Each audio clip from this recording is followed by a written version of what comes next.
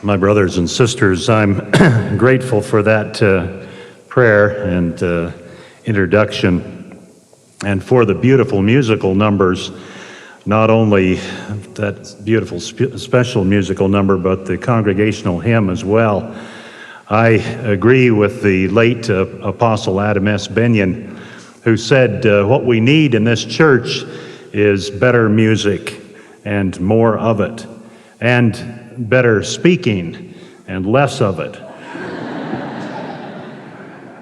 Come, Come Ye Saints is one of our most loved hymns, not only because of its pleasing music or even its poignant words, but because of the feelings it evokes as we reflect on the courage of that first and second generation of noble Latter-day Saint pioneers who laid the foundations of this great kingdom. Some of us are descended from these remarkable stalwarts.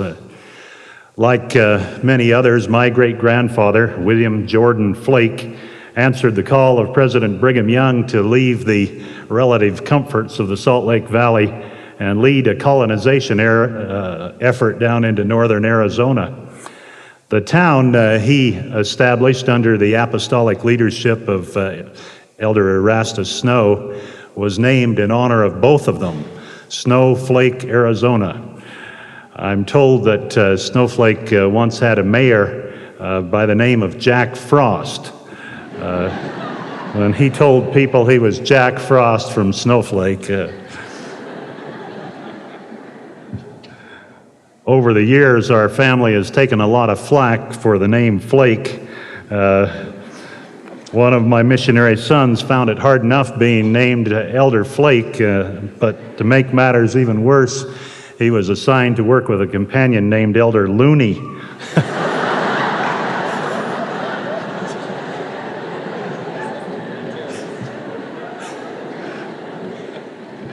People really had to be honest in heart to hear the gospel from Elder Flake and Elder Looney. Incidentally, Snowflake is just down the road from another little Mormon town called St. John's, one of whose favorite sons is the president of this university. It was a privilege to grow up in a family hearing pioneer stories from both sides of my family and from many others as well. Not all of these stories were of trials and tribulations. Some of them were of funny little instances of everyday life, like the journal of Harriet Williams, who crossed the plains, and records this: "They knew I was no cook, but they left that job for me anyway. After gathering buffalo chips, I built a fire. After I got it started, the wind played with it as it pleased. I put the Dutch oven on to heat with the cover by the side and made a pie of dried apples and put them into the Dutch oven, the lid still heating by the side. I turned away to the wagon several yards away, and when a girl called me to look at my rice, a nice cow sneaked up and helped herself to the pie and sneaked off. I had a hard time cooking the biscuits as I was jumping in and out of the wagon and climbing over the provision box and watching my baby girl and getting what my husband wanted, as it was his misfortune never to be able to find anything he was looking for. The fire had its own way of burning, and I thought, oh, Zion, will we ever reach thee? I enjoyed hearing my father and grandfather tell of one good old pioneer brother, and he confessed his folly. He said that he was leading two very large calves with a rope on each and a rope in each of his hand, and as he came to a gate that he needed both hands to open, he didn't want the calves to escape, so he tied the end of each rope to one of his legs. He recorded in his journal, you know, those calves had not dragged me 50 feet before I figured out what I had done wrong.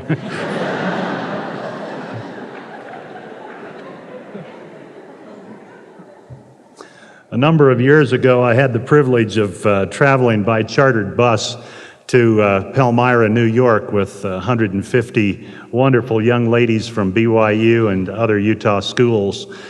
These young ladies served as special missionaries to help put on the Hill Cumorah pageant.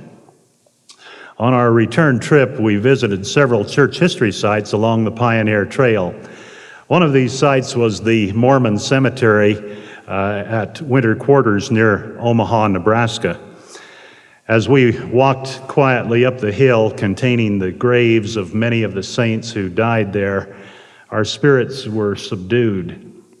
Located near the top of the hill is that impressive Avard Fairbanks monument with which you are no doubt familiar.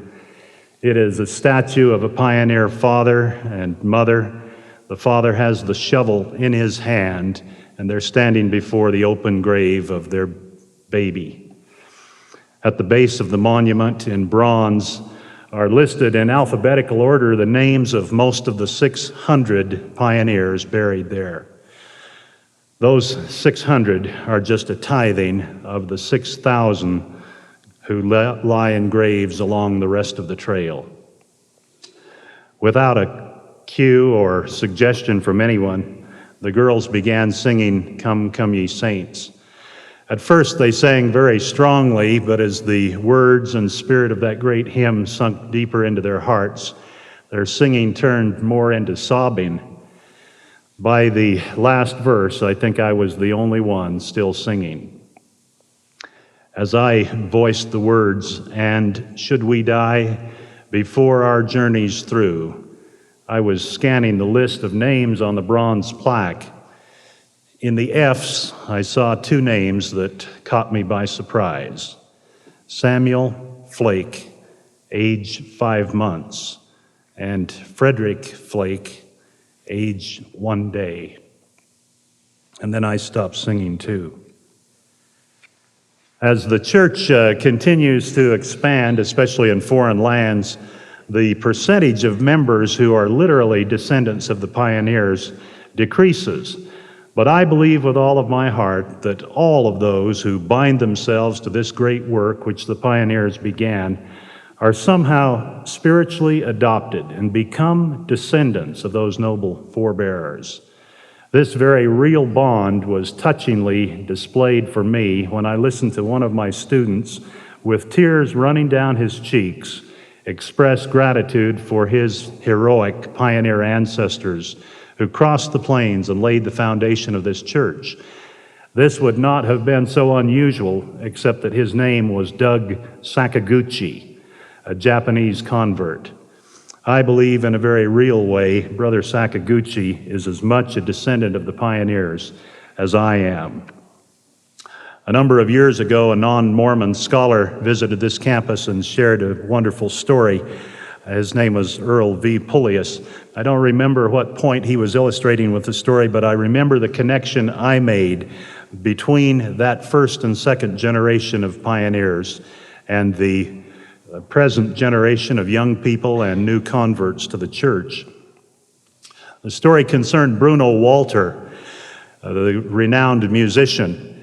Before World War II, he was the conductor of the Vienna Symphony. This unique symphony had a wonderful organization and spirit and unity and synergism that produced glorious music, powerful and unmatched by any other symphony. When the Nazis took over Austria, the conductor fled to America, and it was not until 1947 that he finally was able to return to Austria. His first priority was to visit his beloved Vienna Symphony.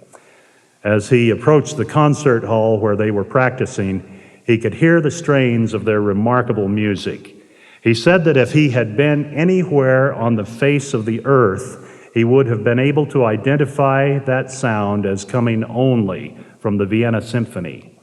When he entered the concert hall, to his amazement, he discovered that although the exquisite music was, and the quality of that music was still there, not one of the musicians playing in the symphony had been with it when he was its conductor.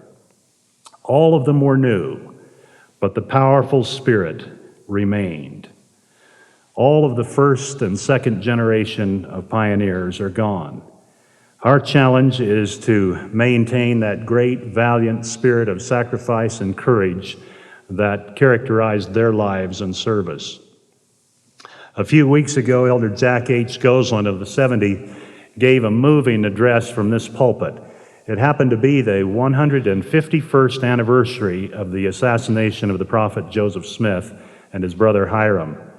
As Elder Goslin reflected on that tragic event, my mind was drawn to a copy of a newspaper clipping I have in my file that contains an interesting, though somewhat garbled, account of the martyrdom reported 2 weeks after the fact in the New York Weekly Herald. The headline reads, "Important News from Nauvoo, Death of Joe and Hiram Smith, Terrible Excitement in the West." In part, the article reads, "We received yesterday by Western Mail the following particulars of the death of Joseph Smith the prophet and his brother Hiram. They were both shot. There was tremendous excitement in the West in consequence of their death." The article continued and then ended with this three-word conclusion and prediction: "Thus ends Mormonism." This newspaper was not alone in that gloomy forecast. Many observers, both friendly and antagonistic, believed that with the death of its dynamic leader, the church founded by Joseph would go the way of numerous other flash-in-the-pan religious movements. That prognostication would have likely come to pass had Joseph Smith, in fact, been the founder of this church. But he was not. I bear my testimony with yours that this church and its establishment is the very fulfillment of the prophecy of Daniel, that in the last days the God of heaven shall set up a kingdom which shall never be destroyed. In Doctrine and Covenants 33, verse 5, the Lord proclaims, "And verily, verily, I say unto you, that this church have I established and called forth out of the wilderness." Expectations that the church would disintegrate had been voiced frequently before the martyrdom and have been heard many times since. Even now, anti-Mormon writers engage in wishful thinking as they see what they think are the foundations of Zion crumbling. When the authors of a book critical of the church concluded, "The future of the church is dim," President Gordon B. Hinckley responded with characteristic politeness, "Without wishing to seem impertinent, I should like to ask what they know of that future. They know nothing of the prophetic mission of this church. The future must have looked extremely dim in the 1830s. It must have looked impossible back in those Ohio, Missouri days. But notwithstanding poverty, notwithstanding confiscation and driving and disenfranchisement forced upon the saints, the work moved steadily on. It has continued to go forward. Never before has it been so strong. Never before has it been so widespread. Never before have there been so many in whose hearts burn an unquenchable knowledge of the truth." One of the early antagonists of the prophet Joseph Smith and the saints was Thomas Ford, the governor of Illinois. He was a willing facilitator, if not an active perpetrator, of the death of the prophet Joseph Smith. His view of Joseph Smith and the future of the church is expressed in his book, The History of Illinois. "Thus fell Joe Smith, the most successful impostor in modern times, a man who, though ignorant and coarse, had some great natural parts which fitted him for temporary success, but which were so obscured and counteracted by the inherent corruption and vices of his nature that he could never succeed in establishing a system of policy which looked to permanent success in the future." In an address given by President Hinckley on this campus in January of 1988, he detailed how after Thomas Ford betrayed the prophet Joseph Smith, the governor's fortunes declined until he died in obscurity and poverty 6 years later. President Hinckley observed, "It is a thing of interest to me that except for his connection with the death of Joseph Smith, Governor Ford is almost entirely forgotten today. The decline of his fortune, the sad end of his life and that of his wife, together with the tragic experiences of their 5 orphan children, become a tale of defeat, bitterness, and misery. While Thomas Ford has been largely forgotten, love, respect, and honor for the prophet who was murdered at Carthage have grown across the world. Great is his glory and endless his priesthood. Ever and ever the keys he will hold. Faithful and true, he will enter his kingdom crowned in the midst of the prophets of old. May I share with you 3 short stories which may or may not be related. I really don't know. But they underscore this theme of maintaining the continuity of the pioneer spirit.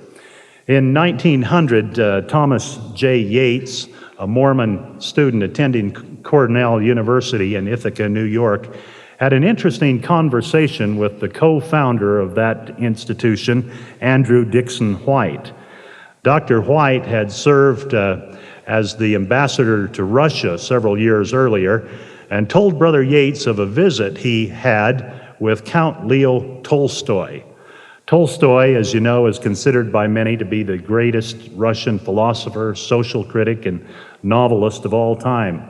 His best-known work is the lengthy classic War and Peace. It's been read and viewed in the movie version by millions the world over. The Russian movie version is 6.5 hours long. It's so long that I'm told they charge 3 different admission prices, one for those over 12 and one for those under 12, and another for those who turn 12 during the movie. I don't know if that's really true or not. According to Brother Yates' recollection of what Ambassador White told him concerning the exchange with Tolstoy, the great Russian scholar asked Dr. White to tell him about the American religion. Puzzled, Dr. White explained that we don't have an American religion, that each person is free to belong to the particular church in which he is interested. Tolstoy is reported to have shown a little impatience in replying, "I know all this, but the church to which I refer originated in America and is commonly known as the Mormon Church. What can you tell me of the teachings of the Mormons?" Well, Dr. White said, "I know very little concerning them. They have an unsavory reputation, they practice polygamy, and they're very superstitious." Then Count Leo Tolstoy rebuked the ambassador and said, "Dr. White, I'm greatly surprised and disappointed that a man of your great learning and position should be so ignorant on such an important subject. If the people follow the teachings of this church, nothing can stop their progress. It will be limitless. There have been great movements started in the past, but they have died out or been modified before they reached maturity." Then, according to Yates, by way of White, he made Tolstoy made this powerful prediction. If Mormonism is able to endure unmodified till it reaches the 3rd and 4th generation, it is destined to become the greatest power the world has ever known. While some have questioned the accuracy of both White's and Yates's memory, it is clear that Tolstoy had an interest in Mormonism and referred to it in his journal, in print, and in conversation. One of Brigham Young's daughters, Susie Young Gates, corresponded with him and sent him several books and pamphlets, including the Book of Mormon. It is also clear that this statement attributed to Tolstoy found its way into the speaking and writing of the early church in this century. After graduating from Cornell in 1902, Brother Yates returned to Utah, where he apparently shared the Tolstoy prophecy with various interested members and leaders of the church, possibly including President Joseph F. Smith. The second story, which, as I say, may or may not be related to the first, is told by President Spencer W. Kimball, then a member of the Quorum of the 12, in the October conference of 1969. When I was a youngster, a stirring challenge came to me that moved me not a little. I cannot remember who issued the challenge or under what circumstances it came. I only remember that it struck me like a bolt out of the blue heavens. The unknown voice postulated, the Mormon Church has stood its ground for the first 2 generations, but wait until the 3rd and 4th generations come along. The first generation, fired with new religion, developed a great enthusiasm for it. Surrounded with bitterness, calumny of a hostile world, persecuted from pillar to post, they were forced to huddle together for survival. There was good reason to expect that they would live and die faithful to their espoused cause. And President Kimball says, the second generation came along, born to those enthusiasts, zealots, devotees. They were born to men and women who had developed faith, were inured to hardship and sacrifices for their religion. They inherited from their parents and soaked up from religious homes the stuff of which the faithful are made. They had full reservoirs of strength and faith upon which to draw. But, continues President Kimball, wait until the 3rd and 4th generation come along, the cynical voice said. The fire will have gone out, the devotion will have been diluted, sacrifice will have been nullified, and the world will hover over them and surround them and erode them. The faith will have been expended, and the religious fervor leaked out. Then President Kimball concludes, that day I realized that I was a member of the 3rd generation. That day I clenched my growing fist and gritted my teeth and made a firm commitment to myself that here was one member of the 3rd generation that would not fulfill that dire prediction. The third story may identify the unknown voice that spoke to President Kimball of the dangers of the 3rd and 4th generation. Sometime in 1904 or 1905, when Spencer Kimball would have been 9 or 10 years old, the president of the church, Joseph F. Smith, gave a powerful address entitled The 3rd and 4th Generation. It is possible that that is where Spencer Kimball heard the challenge that he said moved him not a little. Another person who was moved by that address of President Smith was the conductor of the Tabernacle Choir, Evan Stevens. From the book Stories of Our Latter-day Saint Hymns, I quote, when Evan Stevens was the conductor of the Tabernacle Choir, he was thrilled on one occasion by a sermon delivered by the late President Joseph F. Smith, entitled The 3rd and 4th Generations. At the close of the service, Professor Stevens strolled alone up City Creek Canyon, pondering the inspired words of the president of the church.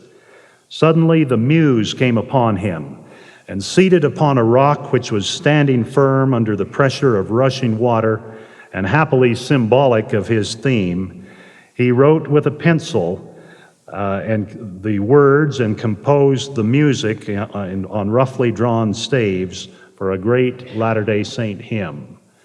True to the faith, shall the youth of Zion falter in defending truth and right? While the enemy assaileth, shall we shrink or shun the fight? No, true to the faith that our parents have cherished, true to the truth for which martyrs have perished.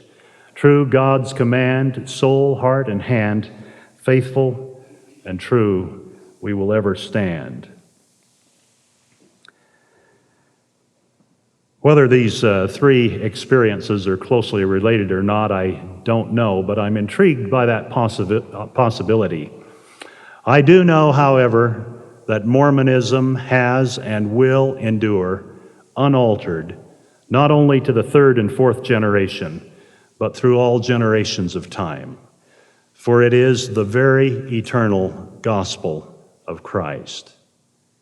Sister Valette Rowley penned these words regarding the pioneers. They cut desire into short lengths and fed it to the hungry fires of tribulation. Long after those fires had died, molten gold gleamed in the ashes. They gathered it in bruised palms and handed it to their children and their children's children forever. May we be true to the faith and true to the truth, that with them, our noble pioneer ancestors, we may ever stand. I pray in the name of Jesus Christ, amen.